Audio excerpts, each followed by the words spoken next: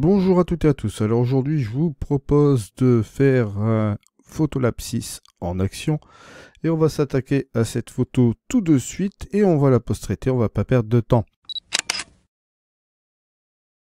Alors nous allons ici aller dans la balance des blancs. On va tout simplement prendre notre petite pipette. Je vais faire un petit truc, c'est aller sur une valeur plus ou moins neutre ici.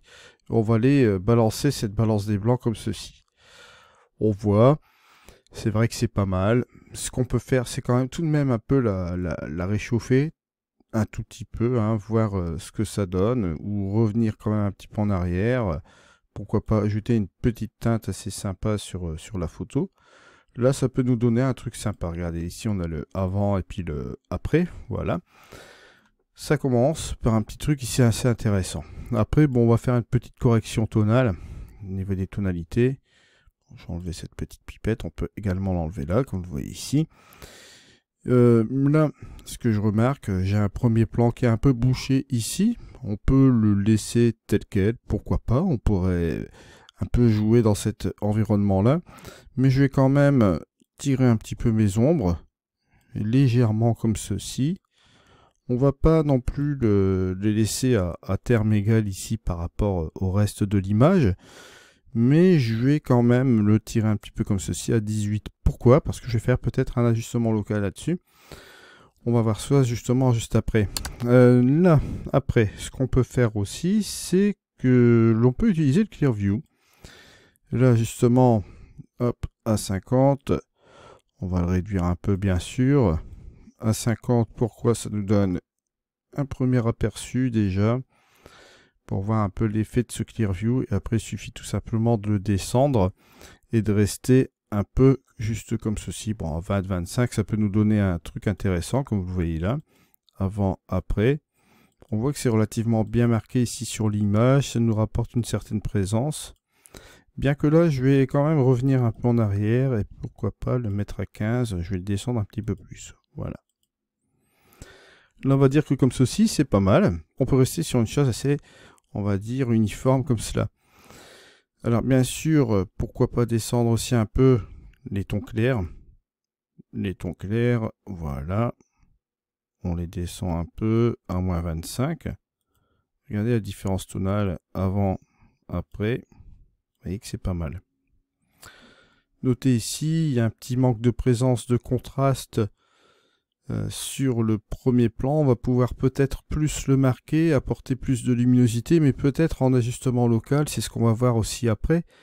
Là, ici, je vais aller directement dans mes couleurs. Et on va un peu ajuster ce qu'on peut appeler dans le TSL, hein, et juste ici, la color wheel. On va peut-être regarder si on peut pas faire quelque chose au niveau des bleus. Alors on va l'activer cette color wheel. Pas nécessairement obligé de sélectionner les bleus avec la pipette. On sait directement que c'est le canal des bleus, donc on va le sélectionner ici.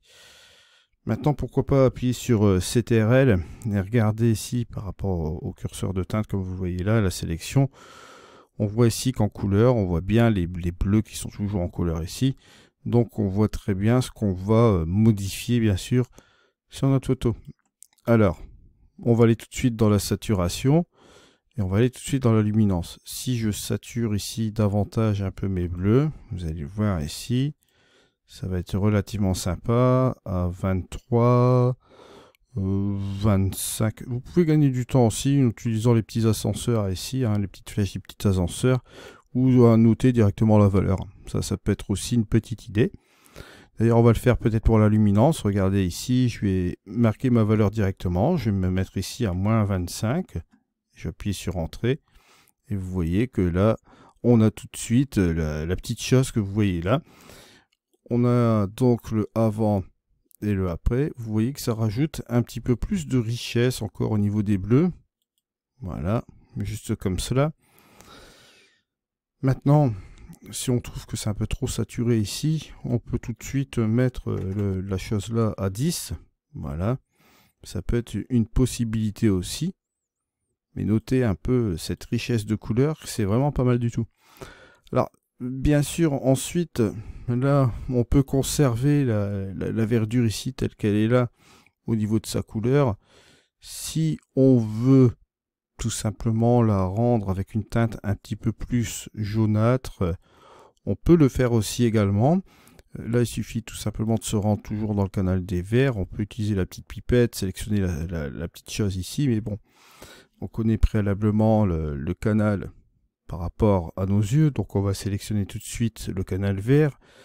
Je peux appuyer sur CTRL, regarder si on est bien sur la couleur voulue. Oui. Donc on voit qu'on est pas mal sur ces verts-là au niveau de la sélection.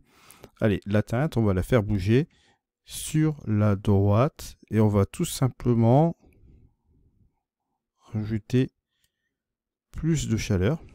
Vous voyez? Et on arrive sur ce résultat-là. Regardez la différence. Avant, après. On a ici également les bleus en même temps, mais vous voyez que là, on a justement cet aspect, comme je vous l'ai dit, un petit peu plus chaud. Juste comme cela. Alors, comme il se doit, on peut faire la comparaison avant. On a même la comparaison avant les corrections d'objectifs et après, juste comme cela. Si cela vous dérange, les corrections d'objectifs, vous faites ici aucune correction avec géométrie. Et là, à ce moment-là, quand vous allez faire un avant et un après, vous voyez, on n'est pas gêné par la correction d'objectifs. On voit le résultat tel quel, ce que je trouve pas mal. Alors, vous voyez, avant, après. On voit que c'est un petit peu plus coloré. Alors comme je vous l'ai dit tout à l'heure, on peut utiliser les ajustements, les réglages locaux plutôt, pour un peu déboucher tout cela encore au niveau du premier plan, rajouter un petit peu plus de présence. Alors là ici, avec mes ajustements locaux, je vais aller sélectionner mon masquage automatique avec un pinceau automatique. Je vais agrandir cela bien sûr. Je vais faire mon masquage comme il se doit, juste comme ceci. N'hésitez pas à aller voir l'épisode des réglages locaux. Là, je vais enlever LED parce que ça ne me sert pas à grand chose. Pour réactiver LED, si vous le souhaitez, ça, je vous avais déjà montré dans les ajustements locaux comment on le fait. Il vous suffira simplement de revenir sur des choses un petit peu plus faciles ici. Attendez, je vais revenir là. Si vous allez par exemple ici, vous avez le point d'interrogation et vous pouvez revenir sur LED sans aucun problème. Vous voyez, juste comme cela. Mais là, bon, on va l'enlever. Alors, ici, je vais baisser cette chose-là. Voilà. Je vais faire cela. Je vais faire quand même un clic droit et effacer la partie qui dépasse là. Voilà. On va faire un ajustement assez grossier comme ça. Le masquage automatique va s'adapter de toute façon. Donc, ne vous inquiétez pas à ce sujet-là. Voilà, je reviens sur mon masquage ici. Voilà, juste comme cela. Je vais tout simplement ici monter un chouïa l'exposition, pas grand chose, mais bon, vous allez voir ici, ça va être relativement sympa comme ceci. Je vais quand même ajouter cette partie-là, voilà. Comme ça, vous voyez, ça s'ajuste par rapport au pixel. Ici, vous voyez que le masquage est relativement parfait. Ce n'est pas la couverture que vous voyez ici masquée par le pinceau. Il y a quelque chose qui s'ajuste après par rapport au bord, etc., par rapport au pixel. Donc la sélection est plus parfaite. Bien sûr, c'est pour ça que c'est un masquage automatique. Comme vous le voyez ici, si je vous montre un peu le filigrane bleu, on ne suit pas le filigrane bleu, mais bien évidemment, on va ici sur les bords, il détecte les bords par rapport au contraste, couleur, etc. Donc vous voyez que ici, j'ai simplement relevé un peu le chemin au niveau de sa luminosité, au niveau de son exposition. On pourrait ici même aller davantage. Regardez, si je monte ici davantage, bon là on a un petit peu dépassé sur cette partie-là.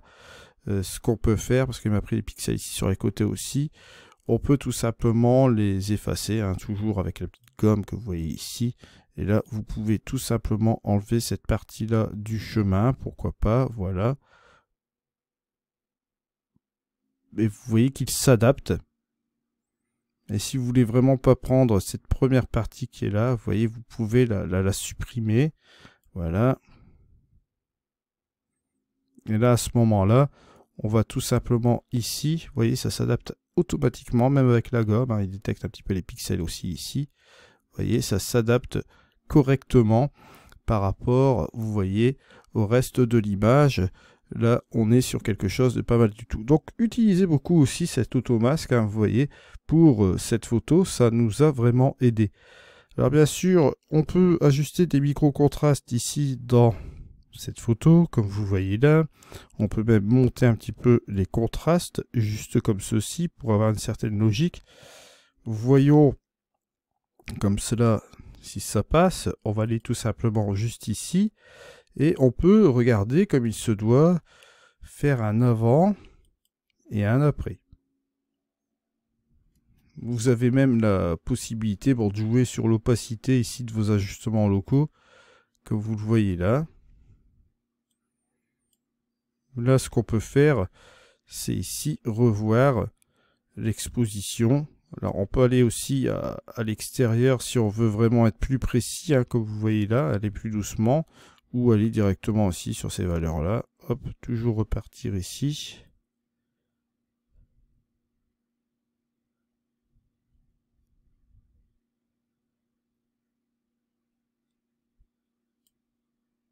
Pourquoi pas. Avant et après. Vous voyez, petite différence assez sympa. Alors après, toujours pareil, on peut mettre même du clear view ici à l'intérieur, voir un peu au niveau de la présence. Toujours ces petits ajustements de contraste. Vous voyez, juste comme cela. Ça peut être l'idée aussi aujourd'hui avec cet ajustement local sur le chemin, comme vous le voyez là. Alors après, toujours la même chose. Ce que je peux faire, bon là, on va enlever cet ajustement local. Voilà. Ici, au niveau des verts, on a une autre possibilité, c'est qu'on peut aller dans le canal des verts, tout simplement. Juste ici, hein, sur celui-ci. Et on peut s'amuser encore à faire autre chose, c'est utiliser la luminance. Et vous pouvez booster ici, vous allez voir là, la luminance. Voilà, juste comme ceci. Alors, après avoir fait ce boostage ici de luminance, hein, comme vous voyez ici, on va revenir sur la chose principale qui est là. On peut toujours aussi ajuster avec le curseur des tons moyens. Ton moyen, hein, qui va se situer juste ici, qui va nous permettre aussi de réguler, si on veut un peu plus de luminosité, hein, si on bougeait les tons moyens ici vers la droite, vous allez voir qu'on va exposer plus de luminosité, ou vers la gauche ici, ce sera moins de luminosité au niveau des tons moyens. Alors là, bien sûr, si je vais un peu plus par ici, forcément, on va avoir toujours la même chose. On va interagir sur l'ensemble ici de l'image, mais afin d'avoir un souci d'équilibrage aussi également, ce que vous pouvez faire, bon là c'est le laisser à 13, au niveau des ombres, on va tout simplement tirer ici un petit peu davantage, voilà, juste comme cela. Bien évidemment ici, on aura un différentiel par rapport à notre chemin qui sera un petit peu plus distinct par rapport au reste de l'image ici, puisque avec cet ajustement local, comme on a fait quelque chose, regardez, ici on a le avant et on a le après, on a cet ajustement local qui ressort un petit peu plus sur le reste ici de l'image, qui attire un petit peu plus l'œil, ce qui est relativement pas mal comme cela. Alors bien sûr, on peut continuer toujours le travail. Au niveau des verts, ce que l'on peut faire aussi, c'est un peu désaturer les verts. Juste comme cela, juste un peu. Comme ça, on apporte un peu plus de luminance et on peut les désaturer. Et là, on va quand même réduire un peu la luminance. Voilà, juste comme ceci. Vous voyez quand même un petit peu la différence dans ces verts qui étaient vraiment fortement marqués dès le départ, comme vous voyez ici. Et là, on a donné un aspect un petit peu plus uniformisé ici au niveau de la couleur, juste comme cela. Alors après, bien évidemment, on peut terminer ici, tout simplement, avec les fonctions de film pack 6 qui sont ici incrustées dans mon Photolab 6 Elite. Je vais tout simplement utiliser mon vignettage créatif. Là, cette fois-ci, je vais appliquer le centre. de ce vignettage créatif. On va le mettre plus sur cette partie la plus lumineuse ici, hein, puisque c'est là, ici, que ça va nous attirer un petit peu l'attention au niveau de cette photo, pour repartir légèrement un petit peu sur cette partie ici de l'image. Bon, on va d'abord attirer l'attention ici, on va jouer avec une intensité, on va ici voir avec le milieu ce que ça donne. Je vais rester juste comme ceci. Au niveau des avancées, on a la possibilité de jouer aussi également avec la transition. Soit on laisse une transition dure, ou soit bien évidemment on laisse une transition comme il se doit, progressive. Je vais jouer avec cette intensité là, juste comme cela. Voilà, je reviens ici.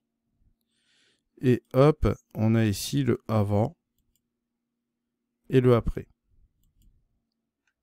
Vous voyez, avant et après.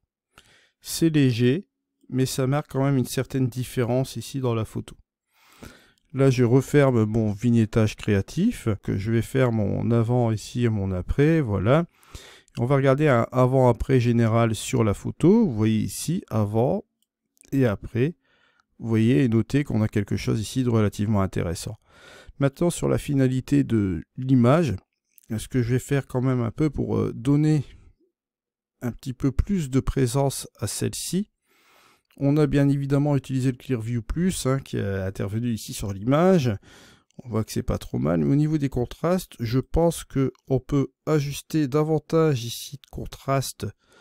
Notamment ici, vous voyez les micro-contrastes qui se sont ajustés automatiquement, bien sûr. On peut bien évidemment ici jouer avec les données avancées, comme vous le voyez là, avec les tons clairs, les tons moyens et les ombres, bien sûr.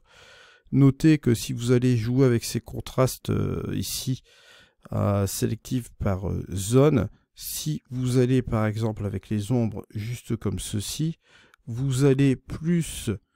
Regardez dans l'histogramme, appuyez vers le point noir au niveau des ombres, hein, vous allez plus les diriger par ceci au niveau de ces tonalités. Prêtez attention parce que là, bon, je suis à 14 avec un micro-contraste ici réglé en automatique en 16. Si vous regardez ici la différence avant et après, notez cette certaine présence qui est relativement intéressante.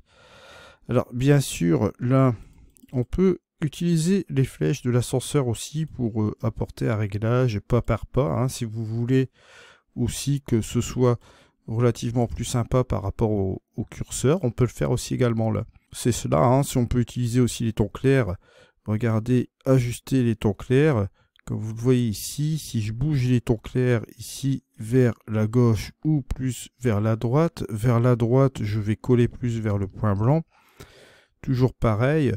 Pour plus de cohérence, vous pouvez ajuster le curseur au premier abord et après vous pouvez ajuster avec les flèches ici, comme vous voyez là, de l'ascenseur.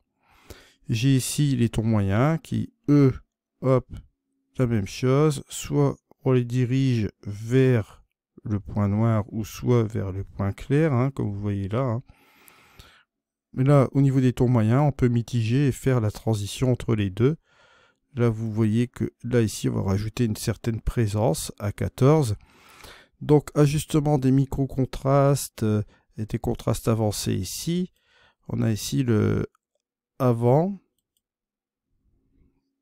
et le après qui permet d'ajouter encore une certaine présence ici sur la fin, juste comme cela. Si vous trouvez qu'au niveau des tons clairs, c'est un peu trop, ben, vous revenez encore en arrière. Voilà, juste comme cela. On peut revenir aussi avec l'ascenseur, comme je vous l'ai dit tout à l'heure. Pourquoi pas à 15. Vous voyez des valeurs un petit peu plus sympas comme cela. Regardez ici, avant et après. Et notez la petite présence que vous avez ici. Si vous faites la différence, regardez là, entre le avant et le après. Notez la différence qu'on a aussi également. Et bien sûr, si vous voulez revenir sur votre tirage ici des ombres, vous pouvez toujours le faire, pourquoi pas, c'est pas parce que vous avez appliqué votre vignette que vous ne pouvez pas revenir en arrière après sur vos réglages. Si vous trouvez que c'est un petit peu trop débouché, vous voyez, vous revenez ici sur l'ascenseur, justement avec ces valeurs-là, 19, 18, et regardez, là ici, on voit que c'est un petit peu plus sympa comme cela, bien sûr. Maintenant, toujours la même chose sur la fin, si vous voulez encore réajuster, même si vous êtes sur la vignette, bon, pour avoir un petit peu plus de lisibilité, ce que vous pouvez faire, c'est enlever le vignettage créatif, voilà, on la remettra sur la fin. Là, ici, la même chose, au niveau des canaux des bleus, si vous trouvez que c'est toujours un peu trop saturé, vous pouvez, pourquoi pas, utiliser une chose inverse. Voilà, ça peut être aussi une possibilité et donner un côté un petit peu plus dramatique ici au niveau de l'image, puisque là on a des verts qui sont moins vifs par rapport au départ. Alors là vous pouvez revenir ici sans aucun problème. Pareil, ici au niveau du chemin, au niveau de l'ajustement local, si vous trouvez que cet ajustement local est beaucoup trop présent ici au niveau de sa luminosité, avec ce curseur d'opacité, là on va pouvoir, comme on a simplement cet ajustement local là, revenir un petit peu en arrière, voilà, à 70%, 70%, et regardez ici, on a le avant et le après. Bon, si on trouve que c'est un petit peu trop aussi, la même chose, on revient sur cet ajustement local là. On va revenir, pourquoi pas, à 50% de sa capacité. Hein. Voilà. Avant. Après. Avant. Et après, juste comme ceci. Vous voyez, bon que là, ça passe relativement bien.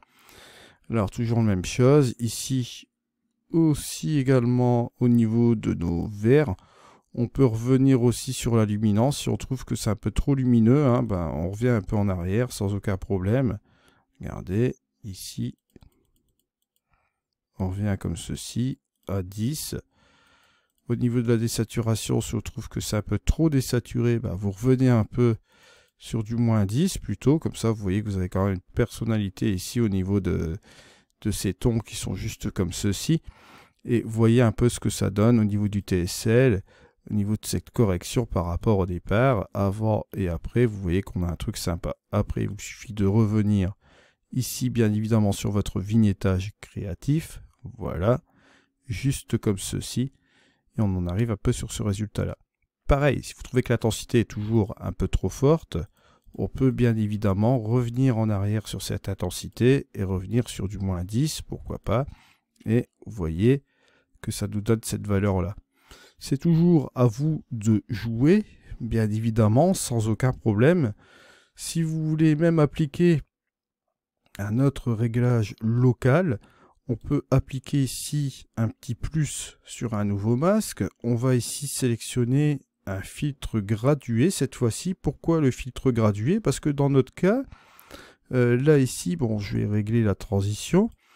Et là, on va descendre ici notre filtre gradué. Hein. C'est comme si on avait un filtre gradué sur l'objectif. Mais là, on le fait en post-production. Bah, là, on va le mettre en progressif juste comme ceci. Comme vous le voyez là. Et là, bah, pourquoi pas baisser un peu l'exposition. Voilà. Juste comme cela. Comme vous le voyez ici. Ça peut être une des possibilités. Ou tout simplement, vous voyez ici dans les tons clairs, on peut baisser tout simplement les tons clairs encore d'autant plus ici dans cette zone-là. Pourquoi pas, avec cette zone de transition-là, sera plus marqué ici, pas là. Voilà, on en arrive un peu sur ce résultat-là. Là, ici, j'enlève les réglages locaux, comme il se doit. S'il faut, je regarde mon vignettage créatif. Voilà. Comme ça, j'enlève ce vignettage créatif, je reviens sur mes réglages locaux. Je vois un peu ce que donne ici, ce que j'ai fait avec mon filtre gradué. Comme vous voyez là, ça me rajoute encore un petit peu une certaine présence ici dans le ciel. Hein, ce qui n'est pas trop mal non plus. Donc on peut rester comme cela. Et après, je regarde avec mon vignettage créatif le surplus que ça peut apporter ici dans mon image. Ce qui n'est pas trop mal. Et toujours pareil.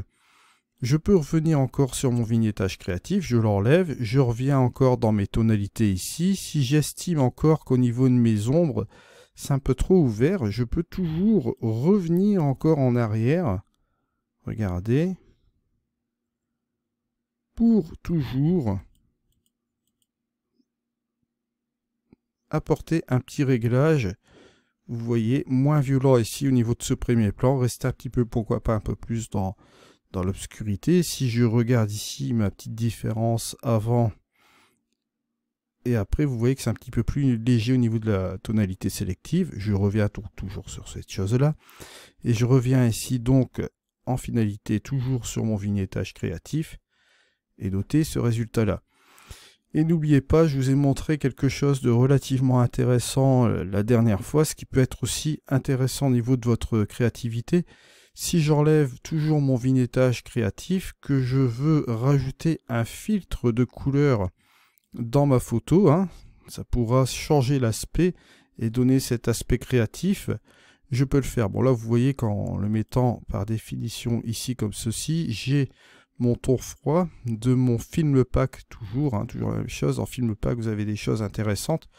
Je peux pourquoi pas ici regarder avec le jaune ici ce que ça peut donner, bien sûr en intensité 100, vous vous doutez bien que c'est un peu trop. Je viens ici à 0 et j'utilise mon ascenseur, pourquoi pas, et je regarde ce que ça donne à 20 ou 21 ou bien quelque chose comme 25. Vous voyez, juste comme ceci. Et regardez la différence ici, avant et après. Ça peut apporter un petit plus, comme vous le voyez là. Si je veux me mettre par exemple à 10, peut-être que ce sera un peu mieux. Voilà, 9, 10. Ce sera un peu plus léger. Regardez la différence. Avant. Après, ça vous permet de rajouter une petite teinte avec ce filtre-là et de jouer sur un petit effet créatif. Si je prends le violet, regardez, hop, ça nous ajoute un truc vraiment sympa. Vous voyez qu'on est en puissance 10. Si je prends le cyan, vous voyez, c'est léger. Donc, autant prendre ici quelque chose d'un peu plus marqué. Voilà, et après, on réduit, bien sûr. Donc, c'est à vous de sélectionner. Vous avez ici de l'orange vif, comme vous voyez là. Orange foncé. Là, ça apporte quelque chose, une petite chaleur supplémentaire. Et bien sûr, on peut réduire comme il se doit, pourquoi pas ici à 10. Voilà. Regardez la différence. Avant. Après. Et on remet notre vignettage créatif pour terminer. Voilà, juste comme ceci. Et regardez la différence. Avant. Et après. Vous voyez, c'est assez subtil. On a réussi à faire quelque chose de pas mal. Bon, au niveau des contrastes, c'est toujours la même chose. C'est l'avantage ici dans Photolab 6. Bon, vous travaillez sur le RAW, vous pouvez faire des marches avant, marches arrière au niveau de votre post-production. On peut tout de suite revenir sur notre réglage, sur le sweat au niveau des contrastes. Vous pouvez regarder ici, si en enlevant les contrastes, c'est plus sympa. Et si en le mettant, vous trouvez que c'est un petit peu trop marqué, vous voyez un peu vos réglages sans problème au niveau des tons clairs, au niveau des ombres. Si vous voulez qu'au niveau des tons clairs, par exemple, on peut changer la donne et partir justement sur un effet plus négatif, juste comme cela. Bon, il y a toujours possibilité de le faire. Au niveau des tons moyens, c'est la même chose. Réduire les contrastes des tons moyens dans cette zone-là. Pourquoi pas aussi au niveau des ombres, vous voyez, ramener quelque chose d'un petit peu plus léger, sans aucun problème. Comme vous le voyez ici, et là vous voyez, on a ici le avant et le après. Vous voyez que c'est un petit peu plus sympa, c'est un peu moins marqué au niveau des contrastes. Donc voilà un peu où on en arrive ici sur cette photo. Si vous voulez faire la différence avant et après, là je pense qu'on est sur quelque chose de plus sympa, bien sûr, comme ceci. Voilà. C'est la fin de ce tutoriel. En tout cas, je vous remercie beaucoup de m'avoir suivi. Nous, on se retrouvera prochainement sur des vidéos sur la chaîne. N'hésitez pas à aller voir ces vidéos, bien sûr. On se retrouve donc prochainement. Merci encore à toutes et à tous de votre fidélité. C'était Eddy. Allez, au revoir.